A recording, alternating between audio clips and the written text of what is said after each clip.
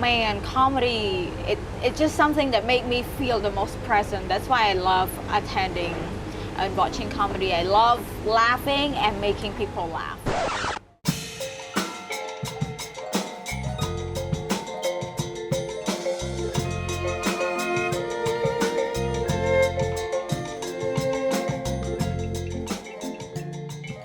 Welcome to the Kingdom of Wonder podcast. My name is Gabriel. I'm your host. If this is your first time to this channel, this is a podcast about the arts, culture, and people of Phnom Penh and the Kingdom of Cambodia. I've got a very special guest with me here today, stand-up comedian, local here. Her name is Dane. Dane, welcome to the podcast. Thank you, Gabriel. Hi, everyone. I'm happy to be here. This is my first time on podcast as well. Nice. So, exclusive scoop right here. Let me ask you, Dane, where were you born? Where are you from?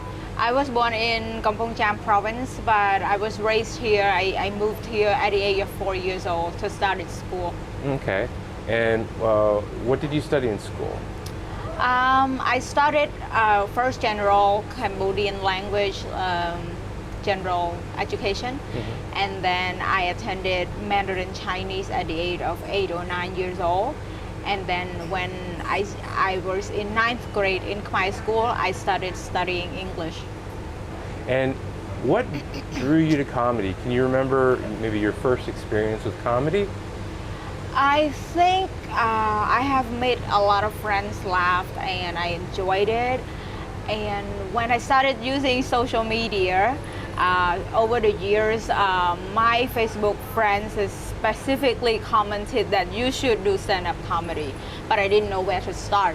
So I've been writing jokes since 2019, and one day I met you at Comedy in Cambodia at the box office, and we started from there.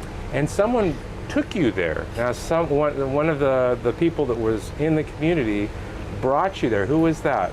It was Farima Shihara. Shout out to Farima. Thank you so much for inviting me to the show that night, and I got to audition for Comedy in Cambodia and I got in. Yeah. She showed up with jokes, man. She showed up with her own material and just rattling them off, man, one after the other. It was pretty amazing. Thank you. Can you tell us a little bit about the scene here? Your experience working with people in comedy in Cambodia? I enjoy their spirits and their talents. I get to laugh a lot. I even got free access to some of the performances by professional comedians by just performing a 5-minute set in there. And man, comedy, it's just something that make me feel the most present. That's why I love attending and watching comedy. I love laughing and making people laugh. Can you tell me about some of the challenges that you experience as a female comic in Cambodia? Of course, there are a lot. First is the language barrier. English is definitely my third language at this point, I think, although I don't speak Mandarin as good as English because I don't have many people to practice it with. But still, it's a challenge for me. Like, it wouldn't come off naturally if I pick up jokes right at the moment. I would have to always draft it back home and then rote memorizing it before performing. That is the first challenge. The second would be culturally, Cambodia is quite strict and conservative. And there are jokes that I dare not deliver on stage yet. Hopefully, one day down the road, I hope to let them out. I mean, I love those jokes, all of them. Yeah, I look forward to hearing those. How do you think Cambodian culture is reflected in your humor? In my humor,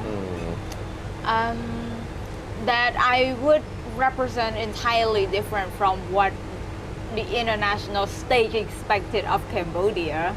Like, this country is rich in culture, but my jokes, some of them are like all sex humors. And they would not expect to hear that from someone who were born and raised in Cambodia. Okay. I think. Okay.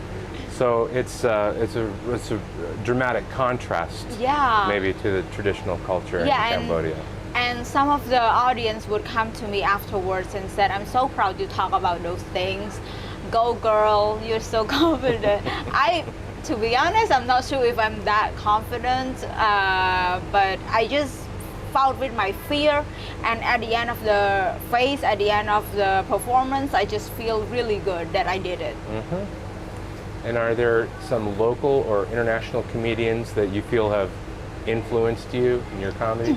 Yeah, I love watching. I didn't know what stand-up comedy was until I think the year, I was in year 3 in college. So it was exactly 2018. It's not that long ago. Yeah. I started watching Ellen DeGeneres, and then I knew Trevor Noah. I love him. I love all his sets. Oh my God, he's a gem. Don't you agree? Yeah, I think he's great. Oh, he's so talented. And there are so many female comedians that I can't name all of them. Ali Wong definitely one of them, because she's Asian and she's like a badass. Yeah. She is kicking ass. Yeah, she gives 0 fucks, man. I also really love Sarah Silverman, Sarah Schlesinger, and of course Taylor Tomlinson. How do you think comedy is interacting or affecting with the Cambodian culture in general? Do you think that there's much crossover, much influence, much awareness of it? Yeah, my latest set, I talk mostly about the carving on Uncle Wat. So depending on how you convey it, you can convey literally anything, culture, history, into comedy. You can raise awareness, you can promote culture. When doing it right, you can even change the society or inspire change at least. But do you think that there are more Cambodian people becoming aware of comedy, embracing it, getting enthusiastic about it? I'm not so sure about that, because most of the audience I've seen are still very few that are Cambodians. Yeah. Can you share a memory, like a funny experience, something that happened while performing here?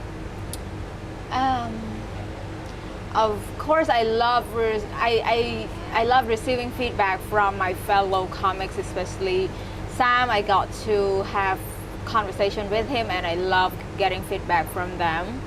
As a pioneer in this field, you have seen my performance. I didn't even know how to set the mic stand apart. Like my mic stand is just there distracting me until recently that I literally had to ask someone to give me feedback, and I love it. I love receiving comments and feedback, whether they're good or they're bad.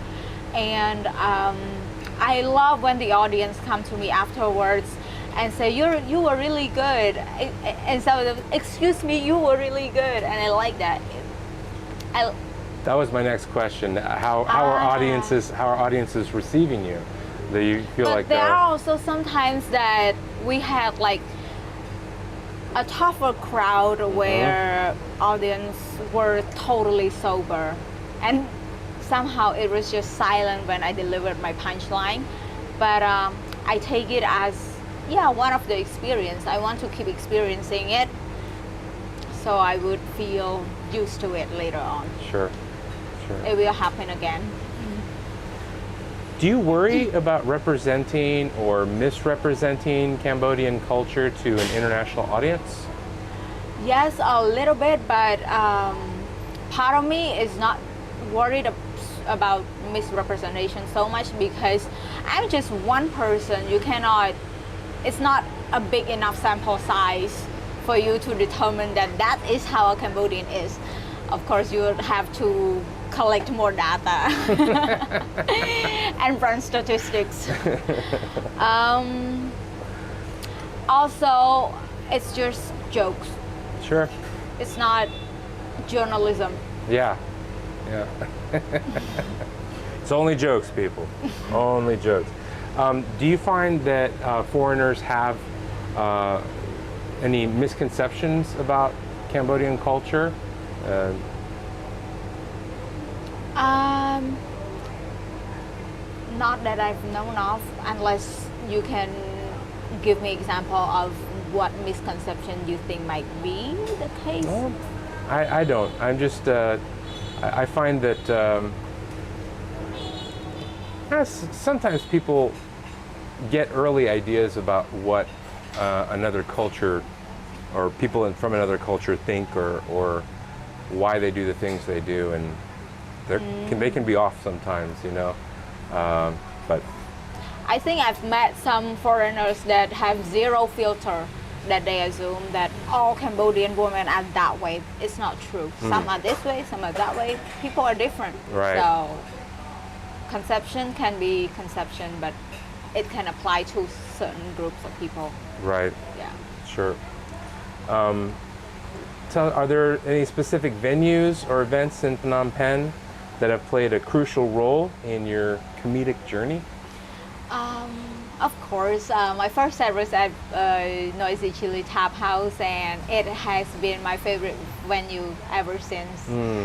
Like, it's just, there's no high stage. The stage is just low ground. I love everything about it. It's like the crowd is chill and very drunk.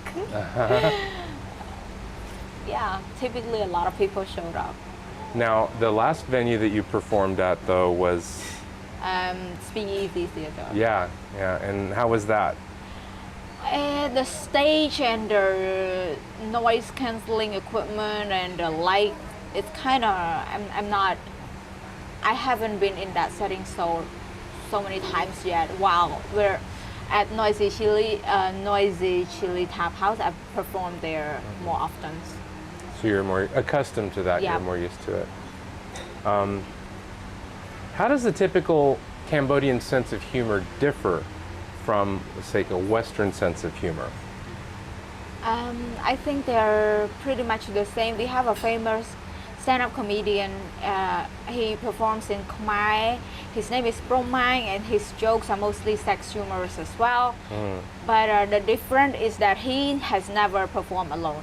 There's always a partner to answer the questions and back and forth. And I love watching him growing up, and I think he shaped me into comedy a lot. Like I got a lot of inspiration into laughters, into the art of using words, and his comedy, his materials are even poetic.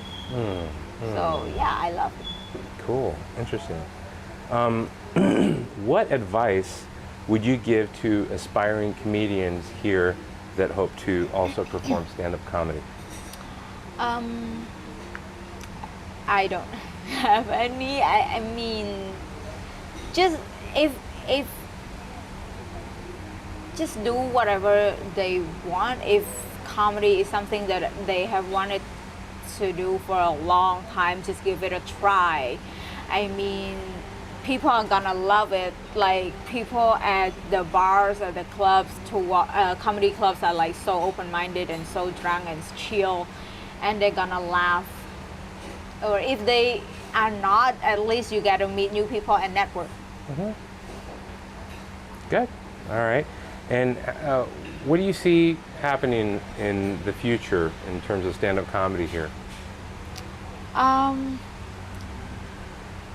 At least for me, I think I hope it brings me somewhere. But for the rest of Cambodians, I hope the new generation would tap into it more, so the world would know the talents that we have here. Actually, Cambodian people are funnier than you think. There is a misconception. Yeah, maybe people don't realize that. Beyond comedy, are there any other forms of artistic expression that you've enjoyed? My parents never instilled arts in me growing up, but I do play tang drum or tongue drum, if you know them. once in a while, but I'm not like a pro at it. I just started it. Okay. And I used to paint Okay. maybe nearly 10 years ago. Well, listen, I really appreciate your time.